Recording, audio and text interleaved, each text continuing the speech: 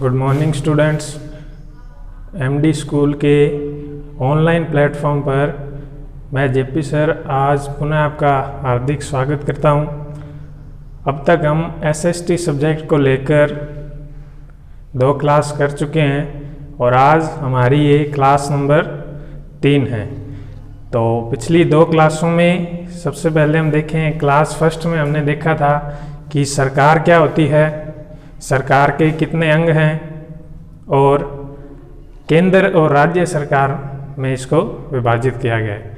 दूसरी क्लास में हमने देखा लोकसभा के बारे में और आज हम देखेंगे लोकसभा के पदाधिकारी। तो आज हमारी क्लास नंबर है 3rd। तो लोकसभा के कुछ बिंदु हम देख चुके हैं और आज देखेंगे लोकसभा के पदाधिकारी। तो लोकसभा का अध्यक्ष तथा उपाध्यक्ष। तो अनुच्छेद 93 के अंतर्गत इस बात का वर्णन किया गया है कि लोकसभा स्वयं ही अपने सदस्यों में से एक अध्यक्ष और एक उपाध्यक्ष का निर्वाचन करेगी। यानी कि लोकसभा अपने सदस्यों में से ही एक अध्यक्ष और एक उपाध्यक्ष का निर्वाचन करेगी, न कि मनोनीत करेगी। दूसरा बिंदु है इसमें, अध्यक्ष और उपाध्यक्ष को हटाया भी जा सकता है यदि लोकसभा के तत्कालिक सदस्यों के बहुमत से इस आशय का प्रस्ताव पास हो जाए। परंतु इस प्रकार का कोई प्रस्ताव लोकसभा में तभी पेश हो सकेगा जब इस प्रकार के प्रस्ताव को करने के लिए कम से कम 14 दिन की पूर्व सूचना दी गई हो। यानी कि अध्यक्ष और उपाध्यक्ष को हटाया भी जा सकता है। किस प्रकार हटाया जा सकता है? यदि लोकसभा के तत्कालिक सदस्यों के बहुमत से इस प्रस्ताव को पारित कर दिया जाए तो लोकसभा के अध्यक्ष और उपाध्यक्ष दोनों को हटाया जा सकता है। उसके बाद इसको हटाने के पहले 14 दिन पूर्व, यदि अपने अध्यक्ष को हटा रहे हैं तो 14 दिन पूर्व अध्यक्ष को सूचना देनी होगी। यदि हम उपाध्यक्ष को हटा रहे हैं तो उपाध्यक्ष को 14 दिन पूर्व सूचना देनी आवश्यक है।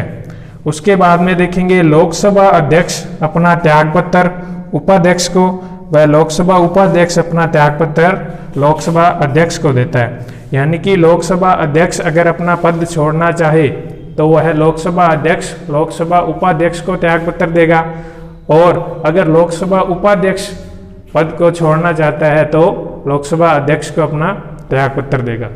उसके बाद संविधान के अनुसार अध्यक्ष और उपाध्यक्ष को संसद द्वारा निर्धारित वेतन व भत्ते प्राप्त होंगे। यानी कि लोकसभा के अध्यक्ष और उपाध्यक्ष को जो वेतन होता है वो संसद द्वारा निर्धारित ही दिया जाता है। तो अब तक हम देख चुके हैं लोकसभा के पदाधिकारी। आप स्क्रीनशॉट ले लीजिए इसका। स्टूडेंट्स, अब हम देखेंगे कि लोकसभा अध्यक्ष के कार्य और शक्तियां क्या हैं। तो जो कार्य और शक्तियां लोकसभा अध्यक्ष की हैं वही लगभग कार्य और शक्तियां ब्रिटिश संसद के लोकसभा अध्यक्ष और उपाध्यक्ष की हैं। तो अब हम देखेंगे लोकसभा अध्यक्ष के कार्य और शक्तियां क्या हैं। तो सबसे पहले जो कार्य है उसका लोकसभा अध्यक्ष का, तो लोकसभा के अध्यक्ष के द्वारा ही लोकसभा की सभी बैठकों की अध्यक्षता की जाती है। यानी कि लोकसभा की जितनी भी बैठक होंगी सभी बैठकों की अध्यक्षता कौन करता है? लोकसभा अध्यक्ष करता है। उसी प्रकार और लोकसभा अध्यक्ष होने के नाते उसके द्वारा सदन में शांति व्यवस्था और अनुशासन बनाए रखने का कार्य क्या होता है? एक तो लोकसभा अध्यक्ष का कार्य होता है लोकसभा की सभी बैठकों की अध्यक्षता करना, और दूसरा जो कार्य होता है वो होता है कि सदन में शांति व्यवस्था को बनाए रखना। दूसरा जो कार्य है, लोकसभा का समस्त कार्यक्रम और कार्यवाही अध्यक्ष के द्वारा ही निश्चित की जाती है। यानी कि लोकसभा के अंतर्गत जो भी कार्यक्रम होता है या जो भी कार्रवाई करनी है उसका निर्धारण कौन करता है? लोकसभा अध्यक्ष करता है। वह सदन के नेता के परामर्श से विभिन्न विषयों के संबंध में वाद विवाद का समय भी निश्चित करता है। यानी सदन के नेता के परामर्श से विभिन्न विषयों के संबंध में वो क्या करता है, वाद विवाद का समय भी कौन निर्धारण करता है, लोकसभा अध्यक्ष। तीसरा कार्य है लोकसभा अध्यक्ष ही यह निर्णय करता है कि कोई विधेयक धन विधेयक है या नहीं, यानी कि कोई विधेयक धन विधेयक है या नहीं, इसका निर्धारण कौन करेगा, तो इसका निर्धारण भी कौन करता है, लोकसभा अध्यक्ष। उसके बाद संसद और राष्ट्रपति के बीच सारा पत्र व्यवहार उसके द्वारा होता है, यानी कि संसद और राष्ट्रपति के बीच के कार्यों का निर्धारण भी कौन करता है, लोकसभा अध्यक्ष करता है। तो एक बार दोबारा देखेंगे इसे, लोकसभा के अध्यक्ष के कार्य और शक्तियाँ क्या है, तो अध्यक्ष के द्वारा ही लोकसभा की सभी बैठकों की अध्यक्षता की जाती है और शांति व्यवस्था बनाए रखने का कार्य भी किसका होता है, लोकसभा अध्यक्ष का होता है। लोकसभा का समस्त कार्यक्रम और कार्यवाही अध्यक्ष के द्वारा ही निश्चित की जाती है, यानी कि जो लोकसभा में समस्त कार्य होते हैं और कार्यवाही का निर्धारण भी कौन करता है, लोकसभा अध्यक्ष।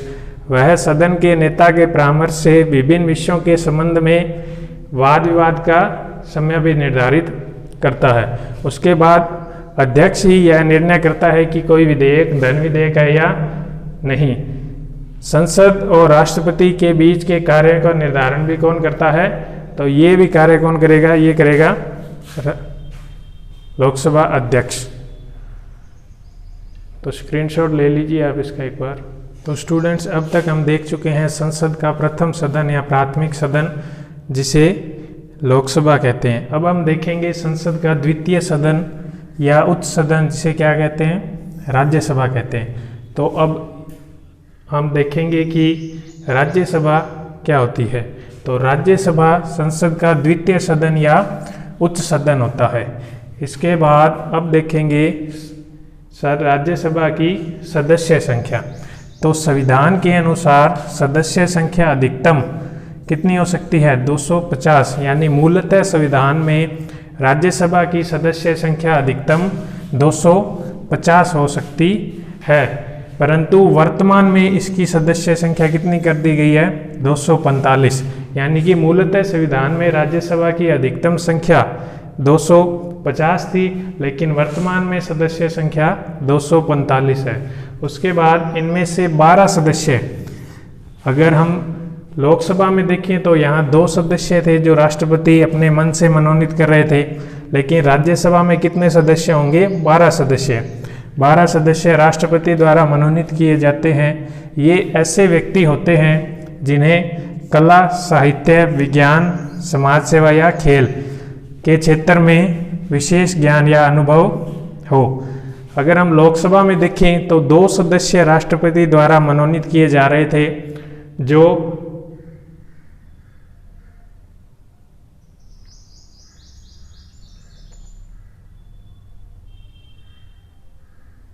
अगर हम लोकसभा में देखें तो 2 सदस्य राष्ट्रपति द्वारा मनोनीत किए जा रहे थे, जो कि आंग्ल भारतीय समुदाय वर्ग के थे।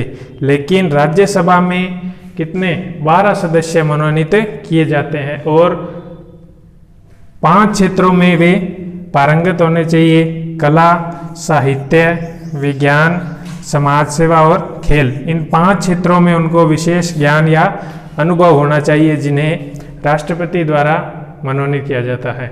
उसके बाद राज्य विधानमंडलों द्वारा 233 सदस्य निर्वाचित किए जाते हैं। सदस्यों की, राज्यसभा सदस्यों की योग्यता क्या होनी चाहिए, तो लोकसभा सदस्यों के समान ही क्या होनी चाहिए, राज्यसभा के सदस्यों की योग्यता होनी चाहिए। जैसे कि पहला जो योग्यता होनी चाहिए वो होनी चाहिए कि भारत का नागरिक हो, दूसरा राज्य सरकार के किसी लाभ के पद पर न हो, तीसरा दिवालिया या पागल घोषित नहीं होना चाहिए। उसके बाद 25 वर्ष की आयु पूर्णतः कर चुका हो। उसके बाद अब हम देखेंगे कि सदस्यों की योग्यता क्या होनी चाहिए। जैसे कि लोकसभा में सदस्यों की संख्या 25 वर्ष थी, लेकिन राज्यसभा के सदस्यों की जो आयु होनी चाहिए वो कितनी होनी चाहिए, 30 वर्ष की आयु होनी चाहिए या इससे अधिक होनी चाहिए। उसके बाद सदस्यों का कार्यकाल, यानी कि राज्यसभा के सदस्यों का कार्यकाल कितना होता है, तो राज्यसभा कभी भी भंग नहीं की जा सकती, लेकिन लोकसभा भंग की जा सकती है। तो राज्यसभा कभी भी भंग नहीं होती। इसके सदस्यों का कार्यकाल 6 वर्ष का होता है, जबकि लोकसभा के सदस्यों का कार्यकाल 5 वर्ष का होता है। और राज्यसभा के 1/3 सदस्य प्रति 2 वर्ष बाद सेवानिवृत्त हो जाते हैं। तो इसको एक बार दोबारा दोहराऊंगा मैं कि संसद का द्वितीय सदन या उच्च सदन किसे कहते हैं, राज्यसभा को। तो और राज्यसभा में सदस्य संख्या कितनी होगी, संविधान के अनुसार इसकी सदस्य संख्या 250 निर्धारित की गई थी, लेकिन परंतु वर्तमान में कितनी है इसकी सदस्य संख्या, 245। और इनमें से 12 सदस्य राष्ट्रपति द्वारा मनोनीत किए जाते हैं। ये ऐसे व्यक्ति होते हैं जिन्हें कला, साहित्य, विज्ञान, समाज सेवा और खेल के क्षेत्र में विशेष अनुभव हो। उसके बाद राज्य विधानमंडलों द्वारा 233 सदस्य निर्वाचित होते हैं। राज्यसभा के सदस्यों की योग्यता क्या होनी चाहिए, लोकसभा सदस्यों के समान ही इनकी योग्यता है।